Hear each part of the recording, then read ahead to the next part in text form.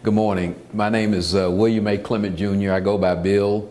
I am a business person, but I like to be known as an entrepreneur. And my focus and hopefully my legacy will be one to inspire those coming behind me to consider being a owner as opposed to being an employee, to be an employer instead of being an employee. But I was born in Atlanta. I'm a native of Atlanta. My parents are William A. Clement and Josephine Dobbs Clement. My mother was a college professor. She is a graduate of Spelman College and has a master's degree from Columbia University and taught at many college, well, 2 or 3 colleges, and ended up at Spelman. And then my father is a business executive. He was with the North Carolina Mutual Life Insurance Company. He had one job, worked there for 50 years, and was the executive vice president of North Carolina Mutual in Durham. And that's how I got to Durham, North Carolina. When I was 6, my father got promoted. He was in the field, started off as a field agent. And we moved to Durham, North Carolina, which is a very unusual city.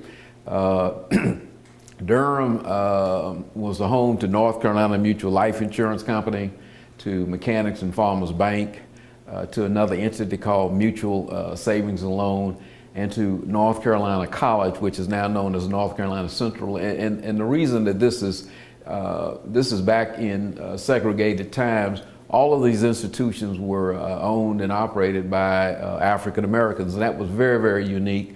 North Carolina Mutual was the largest business owned and operated by African Americans in the world. And so that was the environment that I grew up. Most of the men that were role models for me, John Herbert Wheeler and my Boy Scout master and all, were all business people. And so that was the environment that I grew up in Durham. I'm one of 6 children, and all of us came up through the Durham public school system.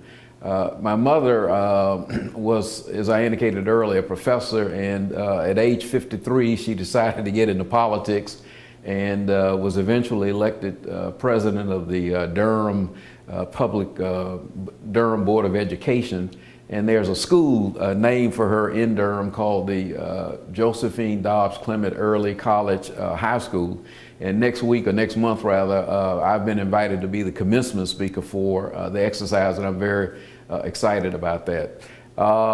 After I spent my early days in Durham, North Carolina, I came back to Atlanta and enrolled in Morehouse College. I had a very undistinguished 4 years at Morehouse, but I did graduate. But Morehouse has a lot of distinguished alumni: Martin Luther King Jr., Maynard Jackson, Julian Bond, and others. And so when you finish Morehouse, you become a Morehouse man. There's a Morehouse mystique about that particular institution. My professor, my college president, was Benjamin Eliza Mays, who is a icon in Atlanta and nationally, but he was my college president. I can still remember him today, 50 some odd years later. After I finished Morehouse, I spent 1 year at the University of Michigan in Ann Arbor in computer sciences, and decided that was not where I wanted to spend my life. It's probably one of the bad mistakes that I made looking back. But in any event, I had also gotten accepted to the Wharton Business School at the University of Pennsylvania. And so I went there. I got my MBA with the concentration in finance and insurance, and that complemented my business background and my math sub-minor at Morehouse. So I was off to the real world. My first job was with an entity called North Carolina National Bank, which eventually became NCNB Corporation, and eventually became Bank of America. And one of the men that I worked for at NCNB Corp was a man by the name of Hugh McCall. Hugh McCall went on to be probably the best known banker in America. He worked out several arrangements with the FDIC that allowed NC&B Corp to acquire banks outside of the state of North Carolina. He did a deal in Texas, and the rest is history. He built this footprint into a national bank, banked coast to coast, that is now known the Bank of America, and it is headquartered, the Bank of America is headquartered in Charlotte, North Carolina, right where we started. I started off in the credit department, spent a 1 year there, and then I became a junior loan officer and did commercial credit. But my wife was anxious to get back to Atlanta, and I was too, and so I had an opportunity to go back to Atlanta to get into the investment banking business, and I went back to Atlanta and joined a regional firm called the Robinson Humphrey Company, which is an investment banking firm. And this was a very interesting phenomenon for me. I was not on the banking side, I was on the sales side. And for the first time, I began to hone my skills as a salesperson. I mean, you're selling an idea, you're selling yourself. And so I thought that the Robinson Humphrey experience was just very key to me in my development. But it was at the time that I was at Robinson Humphrey that I had a major development, which would be a game changer for me. My maternal grandfather, and I was very close to all four of my grandparents. My maternal grandfather was also a business person. His name was Arthur John Howard Clement. He's spent 50 years at North Carolina Mutual. He was on the founding board of North Carolina Mutual, and his parents were also entrepreneurs in Rowan County, North Carolina. So I'm the fourth generation of my family to be a business person. But my maternal grandfather was a gentleman by the name of John Wesley Dobbs. Dobbs was the name that I used for the first business that I started. But he was a very loquacious and outstanding figure here in Atlanta. And John Wesley Dobbs had 6 daughters. My mother was the fourth, and his oldest daughter was Irene Dobbs Thompson Dobbs, and one of her children was Maynard Jackson. And Maynard and I grew up along with all of the other grandsons and grands of John Wesley Dobbs as a very close knit family. And so when I went back to Atlanta, Maynard approached me and 2 or 3 other people about first running for the U.S. Senate seat against Eugene Talmadge, which was, he didn't win, but he carried the city of Atlanta. 2 years later, he ran for vice mayor. But the transformation, and I had a chance to be part of this in 1972, where Maynard and 2 or 3 other friends of ours put together a strategy for him running for mayor. I was the treasurer. A friend of mine, David Franklin, and I put up the first $40,000, which was a lot of money in those days. It was very difficult for Maynard to get money from the power structure in Atlanta because they were just adamantly opposed to him even consider being mayor. But Maynard won.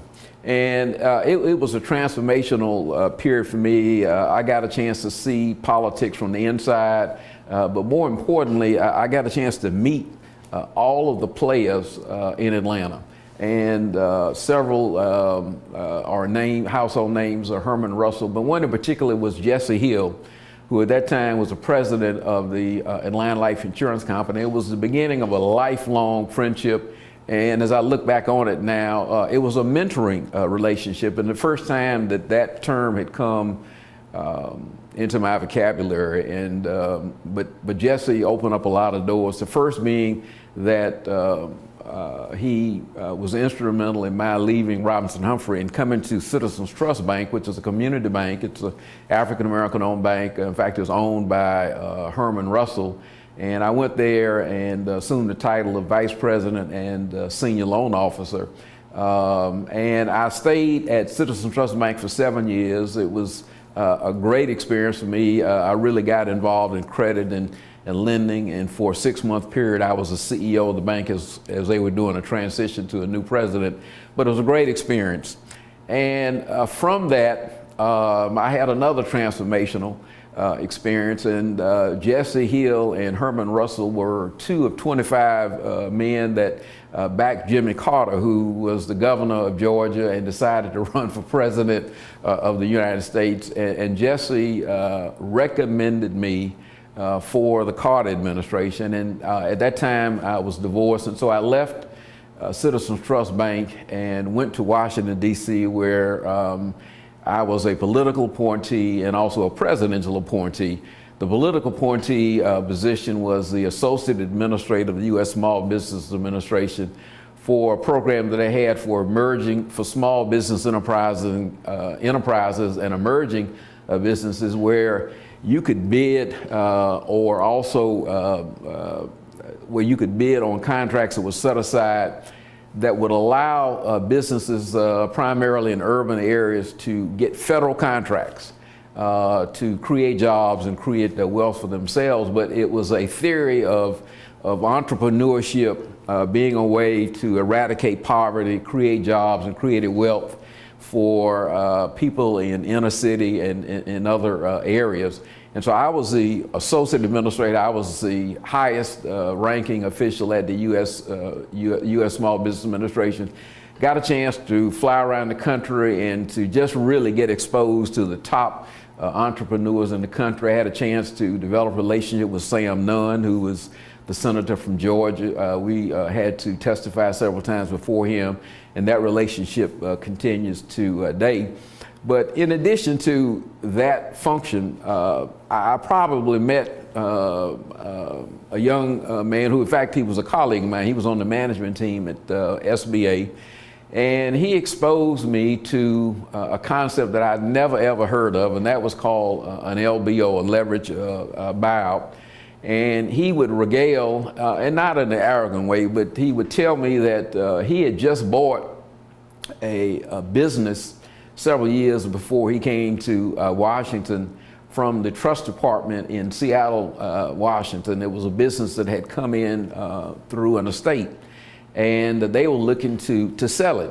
And so he was able to put together financing, including financing from the bank, to buy this business that he turned around and eventually sold to a publicly owned company. I can't remember the name of the company, but that he made more money in that transaction than all of us at SBA and the management team could even believe in. In fact, during the 4 years that he was there, or that we were there in Washington, not only did he get money on the front end, but that part of his compensation was in the form of stock of the publicly owned company.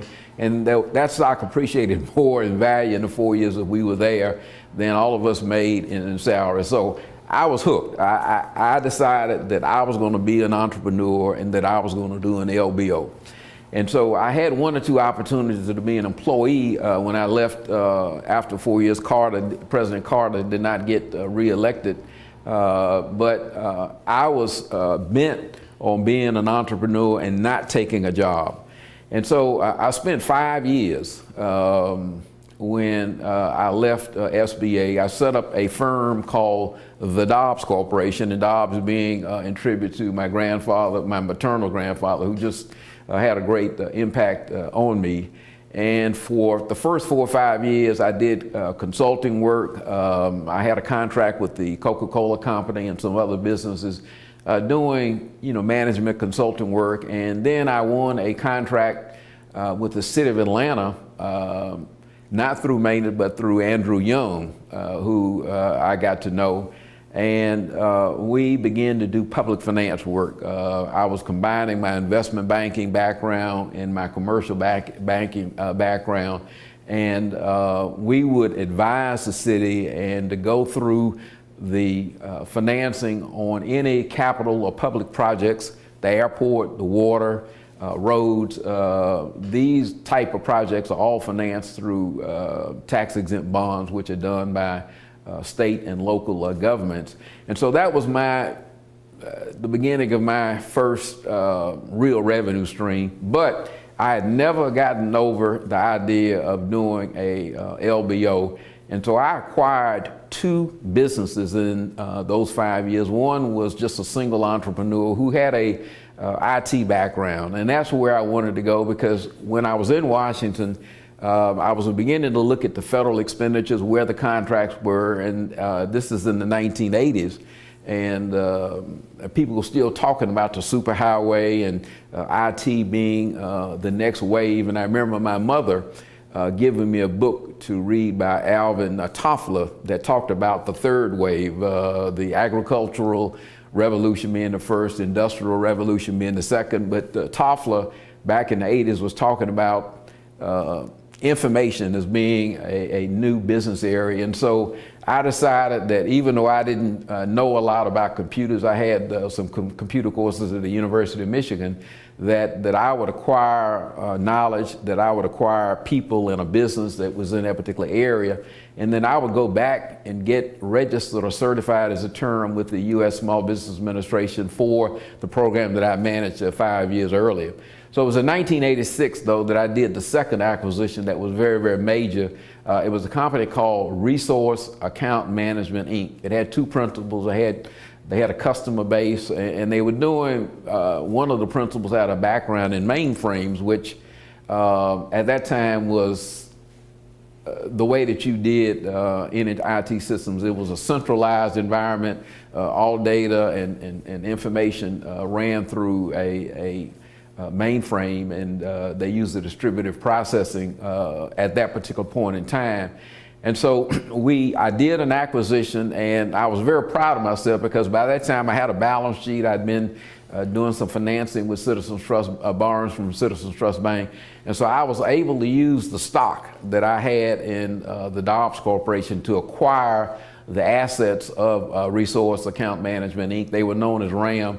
And so we then adopted a trade name of the Dobbs Corporation, doing business as Dobbs, Ram and Company, and that was in 1986.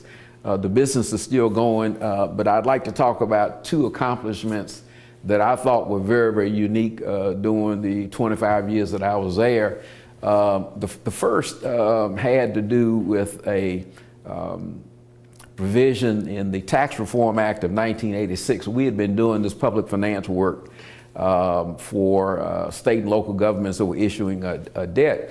And a lot of governments would issue tax-exempt bonds, $100 million. The cost of capital may have been 3%. They would take the proceeds and not spend it on any capital project, and they would arbitrage and invest the proceeds in government bonds or government debt at 4%, 5%, and they would keep the spread. Well, the Congress felt that that was not the purpose of having this tax-exempt status. And so in this massive Tax Reform Act of 1986, there was a small provision in there that governments and others would have to rebate. If there were excess earnings, you would have to rebate it.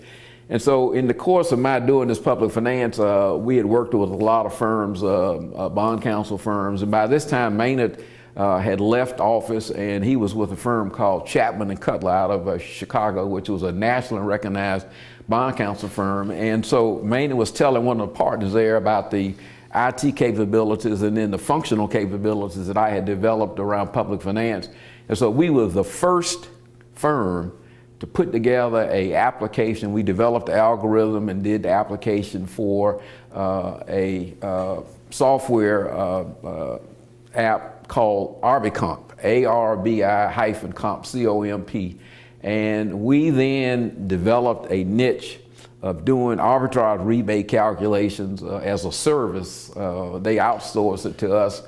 We weren't able to sell the app at that time. It was more economical to do it as an outsource or as a vendor. And so we ended up with 600 state and local governments across the country. This got to be a national. Our biggest named client was the state of Georgia. After many, many years, we were able to get the state of Georgia. We had 2 or 3 other states. And so that business was a good business. It was not a high ticket item, but it got us going. That was the first major accomplishment in my mind. And then the second one was in the early 1990s. we were in the SB 8A program, and we came across a small contract that was a study project by the Department of Treasury that was exploring the idea of doing, allowing taxpayers to file their taxes electronically. And it was called e-filing. And so we worked on that project. We at that time were a subcontractor to Northrop Grumman, which was a big prime government contractor. And they were the ones that had the contract with the Treasury, but we were a key subcontractor to them. And our assignment was to do a subsystem that allowed all states, all 50 states, to tap into this primary system, which allowed individuals to file their taxes electronically. Well, it just so happened the good Lord brought about the internet revolution in 1996 with the browser developed by Netscape, and the internet just became the way to go. Everybody was on the internet, and so it became very fashionable to file your taxes using the e-filing system. And we had that contract for 13 years. It carried us all the way through 2002 and 2003. And when you start doing well, you attract attention of people like IBM. And so when the contract came up for renewal, IBM bid at a price that was 50% under what we had quoted the Treasury in our consortium, and we lost that contract. But we had built up a great infrastructure. We had built up a great brand recognition, and it was just an exciting time for Dobbs Ram Company, a small firm based in Atlanta. And I considered myself, I had the position of chairman and CEO, but I was a salesperson. I mean, I was out selling Dobbs Ram Company in terms of capabilities and our skill set and our track record and all, and I enjoyed that. It was also during this period of time, in fact, going back to 1992, that Jesse Hill, whom I had mentioned earlier, I met in the Maynard-Jackson campaign. He got me to Washington, invited me to join the board of, at that time, the Atlanta Life Insurance Company. Atlanta Life Insurance Company was founded in 1905. It was at that time what is called a home service business. And I know it's hard for you all to believe this, but agents would actually go out and collect premiums on a weekly basis and write a receipt for that.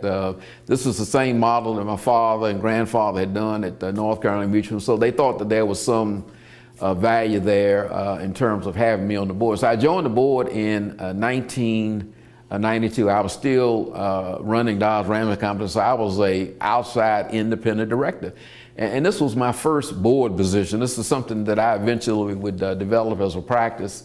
But I became a board member at Atlanta Life, and for the next 8 years worked very diligently with that particular entity and helped with the new strategy that would allow Atlanta Life to transition from being a home service company. You could imagine that model was not going to work, going from door to door collecting insurance. And so it just happened that that Travelers and Citigroup, at that time the CEO of Citigroup was a man by the name of Sandy Weil, and he wanted to take down the Glass-Steagall Act and to have a mega bank that would do everything, commercial banking, investment banking, insurance and all.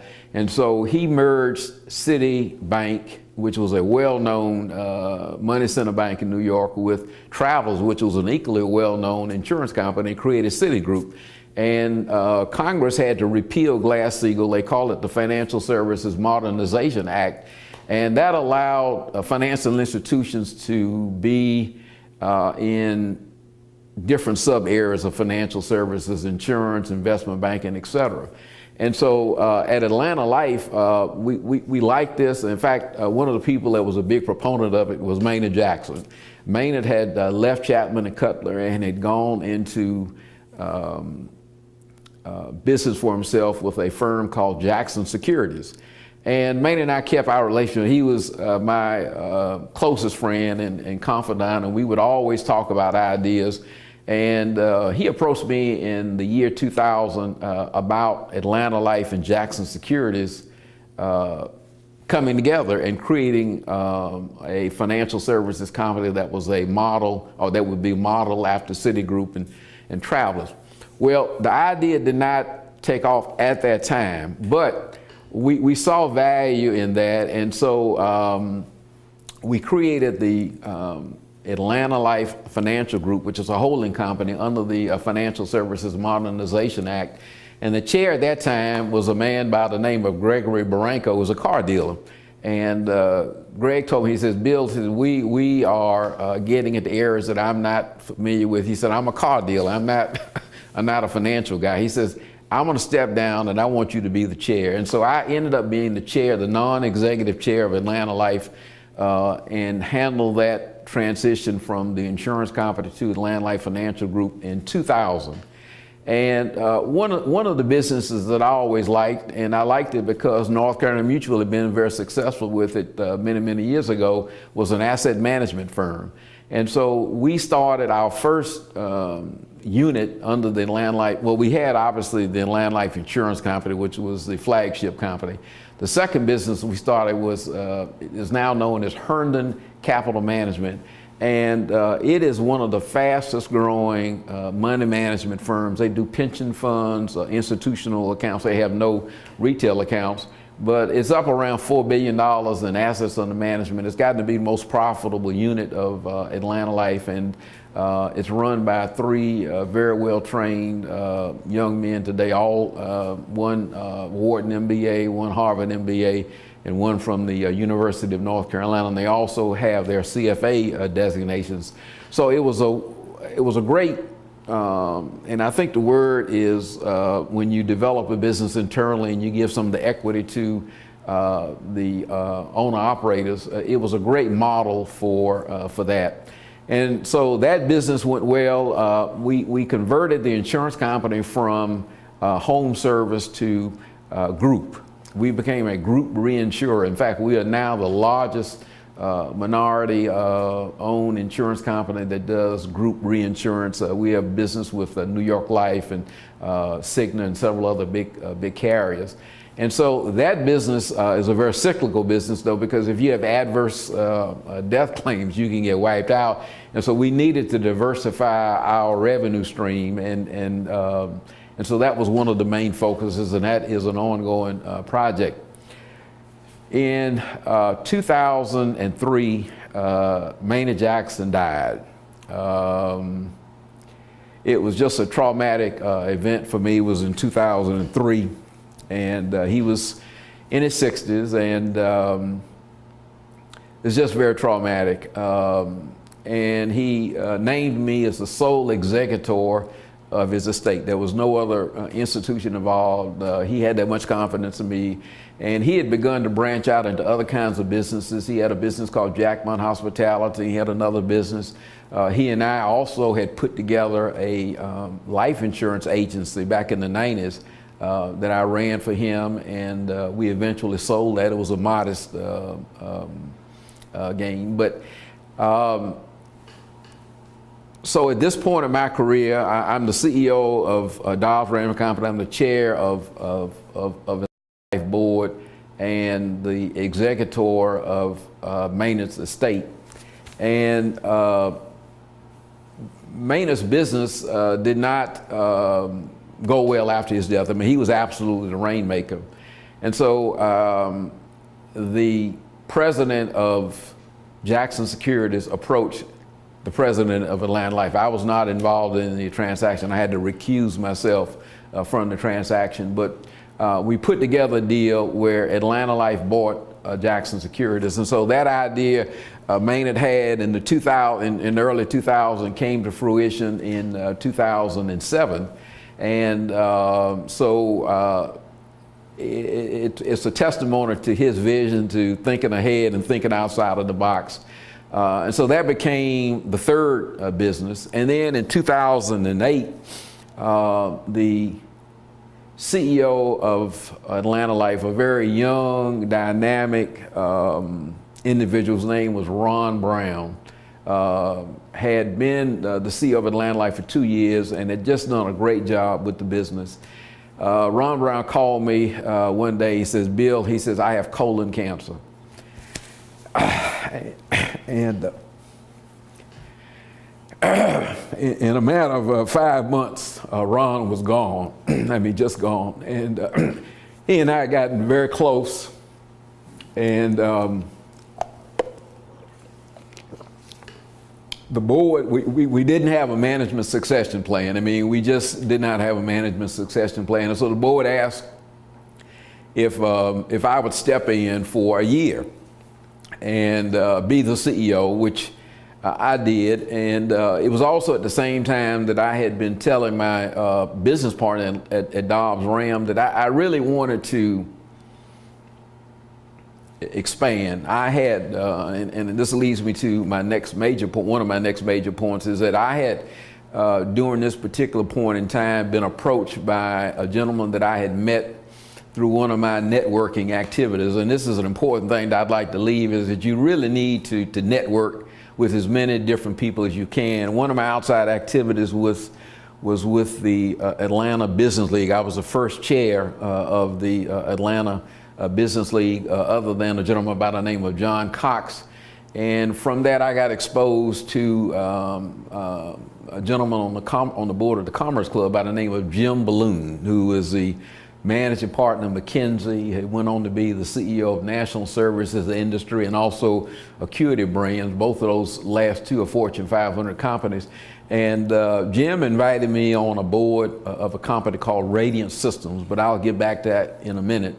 And so in 2008, as I was going to Atlanta Life on a full-time basis, I told my partner that I would like to sell my equity interest to him. And so that turned into a liquidity event for me. It's about over an extended period of time. But Dobbs is still in the business today. We've had some real serious challenges with the downturn. But as of today, we're still in business. And so when I took over as the CEO of Atlanta Life, I had this one outside board position. I was working in Atlanta Life full time. And I had one other venture that I wanted to bring into Atlanta Life, and that was a multi-line insurance agency. This goes back to a venture that Maynard and I had in the 90s, and I thought it was just a great model, and that we would focus on property and casualty, because that's such a great area. Anybody that you see is a potential customer for property and casualty, retail, commercial, and all. And so we set up a general agent, which is called the Atlanta Life General Agency, that's still going today. It's about 3 years old, but we're trying to build out a national footprint to have a sales capability and to be licensed in all 50 states. But once again, we act as a broker and to place large commercial business, and also I can see at some point that we would get into retail, but that has not come about at the present time. Getting back to Atlanta Life, the commitment was to stay 1 year, and at the end of 3 years, I was still the CEO. I was in my late 60s, and so the board said we really need to find a new CEO. And so last year, in March, we found and appointed a new CEO. He's the 8th CEO in the history, 100 plus history of Atlanta Life. His name is Bill Tiger, just a first class gentleman. And so I was free to pursue two things. I wanted to continue my practice around board work. I really enjoy doing board work, and I had gotten two other appointments. One was to a public company, my second public board, which is a company called TRX, which is a NASDAQ listed company, and I'm still on that board. It does travel technology and data mining, data analytics, which is going to be just a big area, what they call big data. But this firm is based here in Atlanta, and the majority shareholder is a Dutch firm, which has been very interesting to deal with the Dutch, because they go out and look at the world in a different way. And then my third appointment was to a private firm, which at that time was called Summit Housing Partners. They are a operator of multifamily units. And the entrepreneur had plans of going public, and so he put together a board of people that had public company experience. I was on 2 public boards, and he put together 8 of us who had different functionality, different expertise, etc. And so over the last 4 years, we have brought on a Big 4 accounting firm. We've had to go back and restate all of our earnings. We selected 2 investment bankers. We've become SOX compliant. But we got caught in this economic downturn with housing. And so the investment bankers said that we were not large enough to go public. But what he did was 2 significant things. He found a private investor in New York with the name of Rothschild. This goes back to the family in France, and they put up over the last 2 years $100 million for him to buy additional properties. And just this year, as of January 1, he completed a merger. This was not an acquisition, but a merger with a firm domiciled in Little Rock, Arkansas, called Bailey. And so the name now is known as BSR Trust, LLC. It's in 11 states, about 18,000 units, about 110 properties. And so he is still positioning, the board is still positioning itself to go public. And this is just very exciting to see this from, as an outside board member, to get ready to ramp up there. But I'd like to go back to Radiant Systems. I mentioned that earlier. Jim Balloon put me on the board of Radiant in 2005. And it was the best business experience I've ever had. I mean, it was just a phenomenal experience to be on a company. They were already publicly traded. They were on the NASDAQ, and it was a technology firm that did point of sale. You may remember the old National Cash Register, which is eventually now NCR Corporation. Well, they automated that point of sale, and so now you can run an entire business from this terminal. You have your accounting systems, you have your HR systems, you have your inventory, just-in-time supply. Everything is run off of this terminal, and so Radiant became one of 2 dominant firms in that particular business, and really took that install base and turned it into what is known as developing software now, software as a service, a SaaS provider. And so what you can do is, instead of doing installations manually, and we all are now in the Apple era, it was a system where we would host the solutions, and that we could turn a switch, and any new applications or upgrades or what they call batches, where you correct errors, you can do it from a switch, and you would do it through the entire install base. And they went from just a small fledgling mid-sized company to about $500 million in revenues, and it become just one of the fastest growing operators on the NASDAQ. And we were getting paid as directors. We were getting paid in stock options. We got a little cash, and then we also would get restricted stock. Well, in 2011, this is just last year, National NCR, which was the old National Cash Register, made a fabulous offer for Radiant Systems, a $1.3 billion transaction. I was involved with this because Jim Balloon had made me the chair of the audit committee, which was this was a brand new experience for me. I got involved with Sarbanes-Oxley, got involved with the auditors, began to get exposed to all of these issues around deficiencies and significant deficiencies, and material weaknesses and all internal controls. And we also got involved in enterprise risk management, which has gotten to be a very big thing in corporate America today. So it was just a phenomenal experience. But in the due diligence that we did, we hired counsel and hired an investment banker. It was in the best interest of the shareholders to sell Radian. It was a 36% premium to the close. MCR has an international footprint.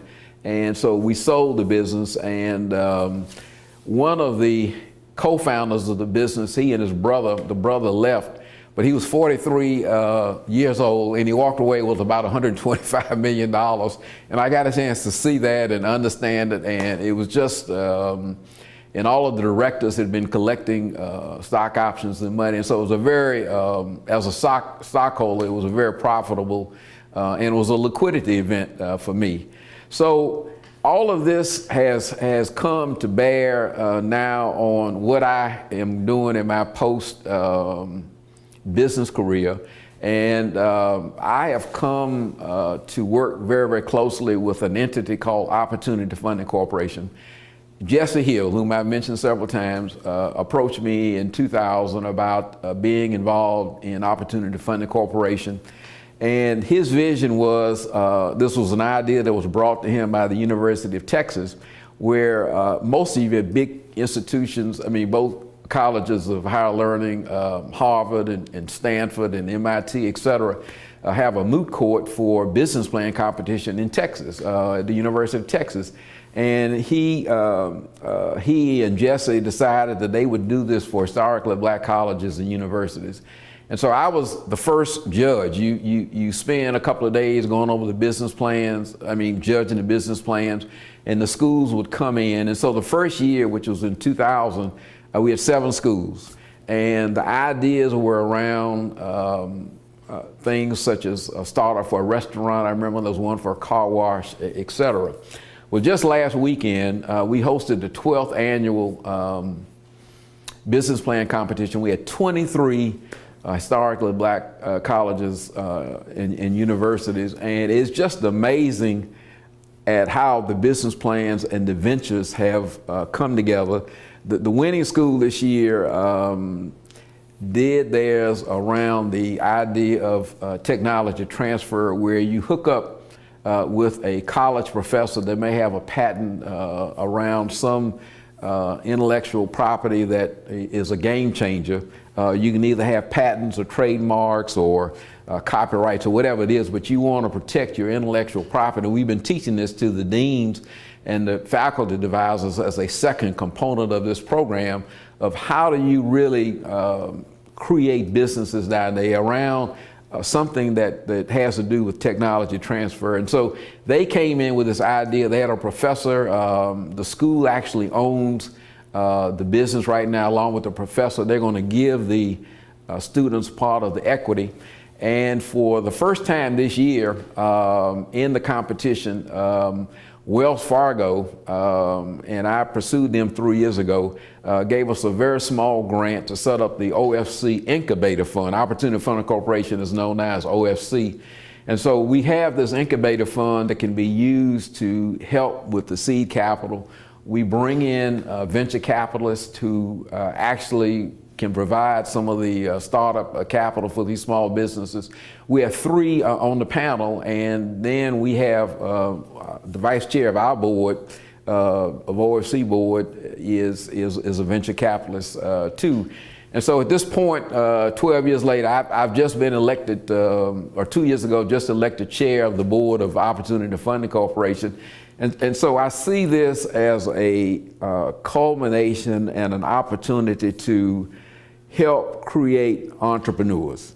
Because one of the challenges that we face today is wealth creation, job creation, and being an entrepreneur and not just an engineer, being an owner and just not an operator, being an employer and just not an employee. That if you're going to be part of America, and it was Calvin Coolidge who said this many, many years ago, that the business of America is business.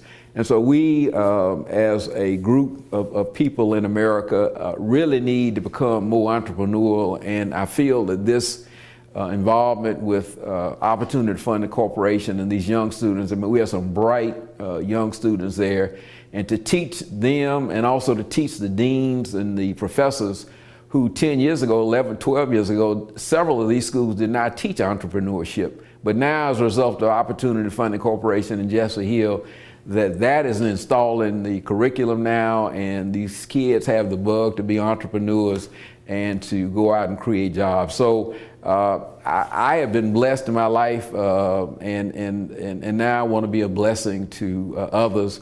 And I see my role going forward now as reaching back and helping create a new breed of entrepreneur.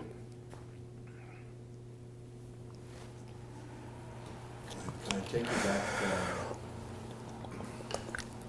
There aren't too many people that have family names on major roads in a major city. And you talked about your maternal grandfather, and you mentioned that he was really the first mentor that you had. What did he do that you give him that honor of being your mentor? Well,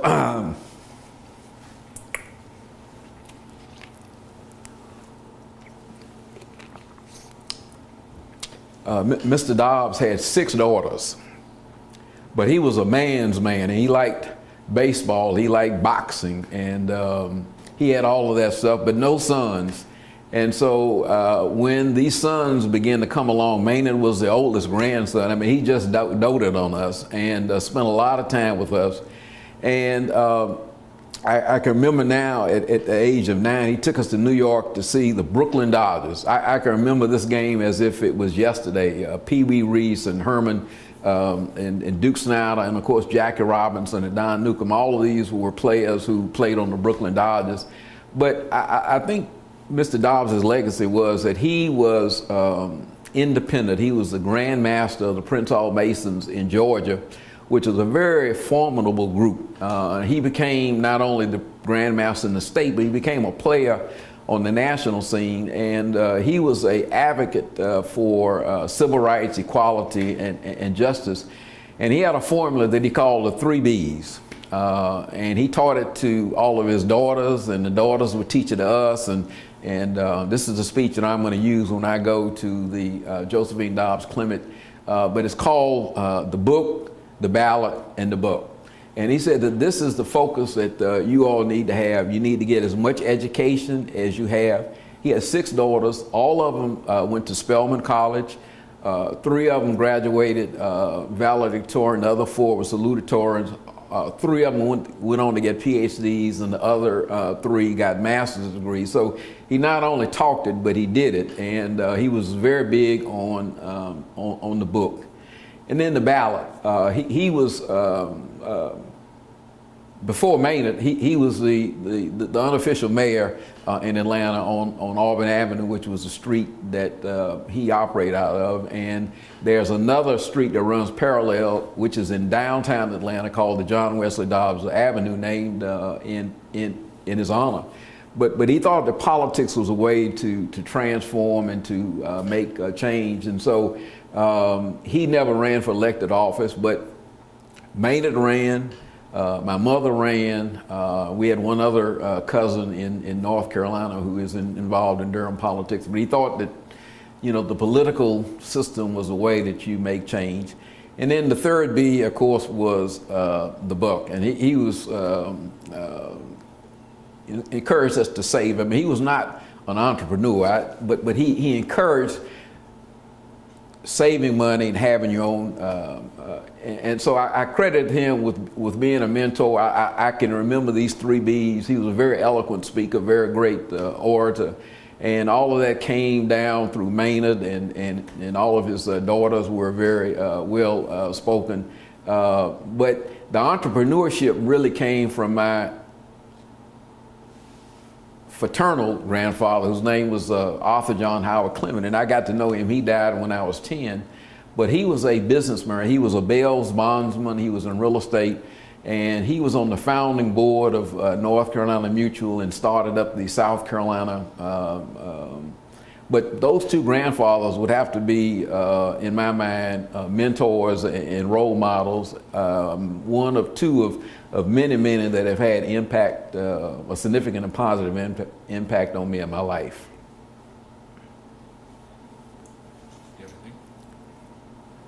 Sir, I think you've done a yeoman's job. Anything you want to reflect back on? No, I said it, I think, the first time. I'd hate to go back and add to it. I understand. Yeah. That was nice. Yeah. I think that was,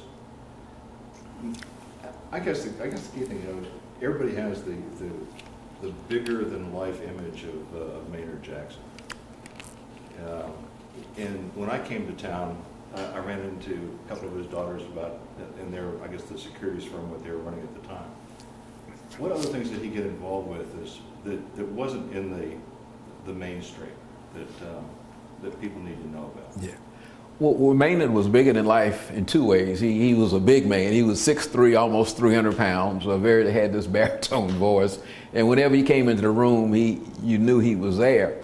He was a lawyer by training, and had never really thought about entrepreneurship, but was really focused on politics. But once he left office, he started. There were 3 business ventures that he got involved with. His main one was Jackson Securities, which is an investment banking firm, broker-dealer. His second business is Jackmont Hospitality, which has really done better. Now, this is where his daughter and one of her college roommates, college classmates, have taken over, and that business is going to do about $75–80 million in sales. They do. Thank God it's Fridays. But Maynard got it started. I mean, he got the first franchise for them and laid the way for them. And so the estate has a significant equity position in that particular business. And then the third venture that Maynard brought me in was a multi-line insurance agency. And we had hooked up with 2 or 3 major firms, and we were doing worksite insurance policies where you would get one employer and they would sign up and they would allow the employees to buy life insurance at group or wholesale rates. And these were portable, these contracts were portable. You could take them with you after you left from your, but Maynard eventually became a first-rate entrepreneur. It's just a shame, but God's will that he passed at such a relatively early age. But he began to see through his political contacts that business and entrepreneurship was the way to go, and he had turned himself around and had set himself up to be just a world-class entrepreneur. When you talk about the bringing businessmen to professors and deans of business and things of that nature, what have you seen as the transition over all these years? Because at some point in time, obviously, they didn't know what they had to do. And now they know something. What did you see in that, in the need and the transition and things like that? Well, Opportunity Funding Corporation, as I indicated earlier, started off in 2000, and there was only one component, and that was the business plan competition.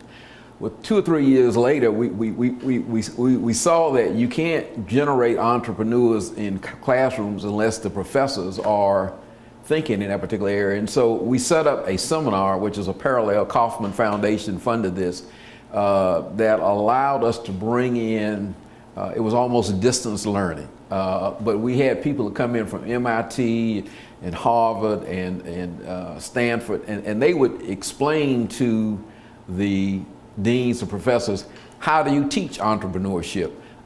We had a lot of resources online that you could go to, case studies and so forth and so on. And so it was just fascinating for me because, I'm not an educational person, but to see how these big institutions like MIT in Stanford in particular, with Google being the poster child here, that this came out of a classroom, a class project at Stanford, and Stanford owns stock in Google. And so it was good for the school, it's good for the alumni and all. And so this is a prototype that has always stuck in my mind about how to get all of this done. And I referenced earlier, just this was the first time this year Fayetteville State University came with a business plan where one of their professors, who has a PhD in physics, has a patent pending. Now they just filed for it. It's a pending patent around extending the cell life of batteries in cell phones. I mean, this is a very viable commercial idea, and so the school owns part of it.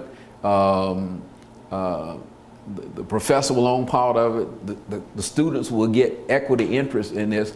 And so I think this is the culmination for me. I mean, I'm just very, very excited about this. And then to have Wells Fargo this year put the money together for OFC to create this incubator fund. And so we're going to leverage this money with some other venture capitalists that like the idea. We've got some micro lenders that we're going to put together with this.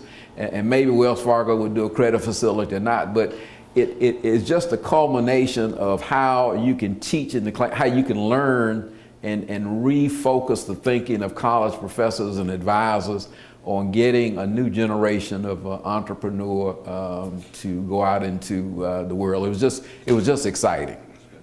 Excellent. Thank you very much. I think that does it. All right. Boy.